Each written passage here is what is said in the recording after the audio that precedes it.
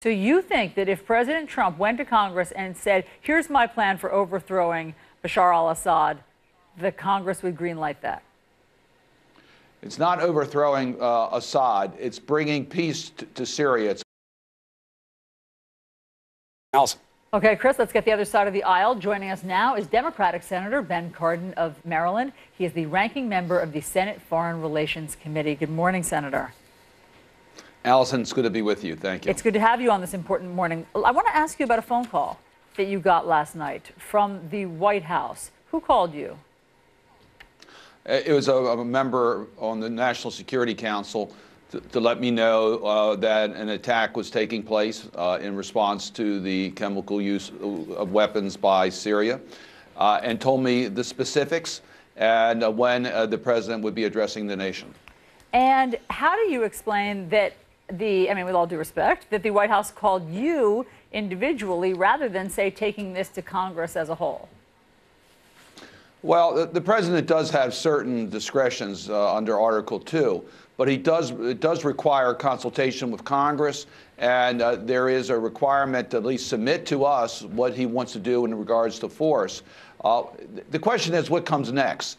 If he's going to continue to use force, he really needs to consult with Congress and tell us exactly what authorization he would like to have on the use of force, and then we'll consider that. But we need to do that in the broader context of what his Syrian policy is. How are we going to get rid of President Assad? How is he going to end up being held accountable for his war crimes? How are we going to end the civil war? We can only do that through political negotiations. We can't do it militarily. So I think what Congress is going to be asking is, how do we bring this Syrian conflict to an end? But when you got this phone call last night from someone on the national security team, what was your response? Well, I certainly was not surprised. What Syria did, what President Assad did, required action. We all understand. Well, I understood that. The question is, what is the mission? What are we trying to accomplish? How do we get Assad out of Syria, and how do we bring an end to the civil war? We don't know the president's policies in that regard. So there's a lot of questions that I think Congress would like to have answers to, and the American people would like to have answers to. Well, let's talk about what Congress is going to do about this, because you got the phone call last night. The president did not take it to Congress. I understand that you believe that he has latitude to do that. But if now, say today, say next week, he comes to Congress because he wants to have some more military action against Syria, does Congress have the stomach for authorizing something like that? Well, it's too early. We have to see what the president's going to ask for. I think that Congress wants to be part of a unified foreign policy. We want to end the war in Syria. We want to concentrate on ISIS, on the terrorists. We want Assad out. We want a government that will represent all the people of Syria. It's not just our desires. I think that's what the international community is looking to. 6 years this conflict's been going on. So we want to be, Congress should weigh in and give the president the authority he needs in order to work with our international partners to end this conflict.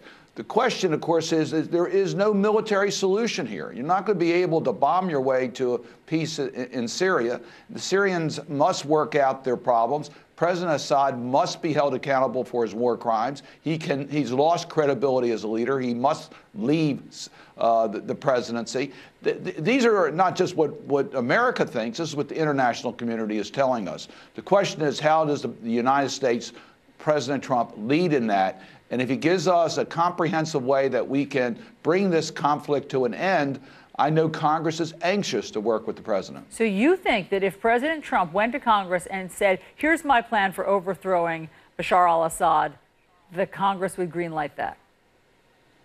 It's not overthrowing Assad. It's bringing peace to Syria. It's a political solution that is necessary. Sure, but you have to get rid of, what I hear you, I'm sorry to interrupt, Senator, but what I hear you saying is you have to get rid of Assad.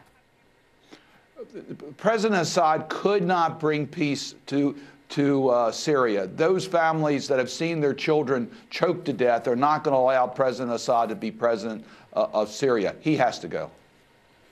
And again, the devil is in the details. Do you believe that your colleagues in Congress would authorize something like that? Because, as you well know, heretofore they haven't been comfortable with that. You voted in 2013 for President Obama to take some sort of military action in Syria after the last big chemical attack, but your colleagues in Congress were not all on board.